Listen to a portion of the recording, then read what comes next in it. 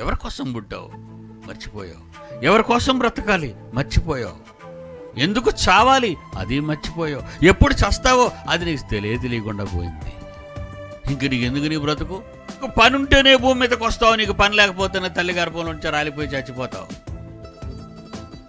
నువ్వు భూమి మీద పని ఉంటేనే బ్రతికి బట్ట కడతావు, బేబీగా బయటకు వస్తావు. పని లేకపోతే శుక్రకణంగా రాలిపోతావు. కడిగితే పోతావు, తుడిస్తే పోతావు. తుడు చేయకుండా, కడిగేయకుండా, వాళ్ళలో నిన్ను ఉండనీయకుండా లోనకు ప్రవేశపెట్టాడే నీ తండ్రి నీ తల్లి గర్భంలోకి. సైన్య సమూహాలు భద్రతతో జరిగింది ఇదంతా. పుట్టిన తర్వాత ఏం జరిగిందో మర్చిపోయావా? ఏం లేదా? నీ జన్మకు కారణం ఏమీ లేదా? లేదండి. ఉద్యోగం లేదండి, నాకు పెళ్ళి ఇంకా కాలేదండి, అద్దిల్లడి నాది. ఇది ఇందులో మునిగిపోయేవేటి నువ్వు వచ్చి?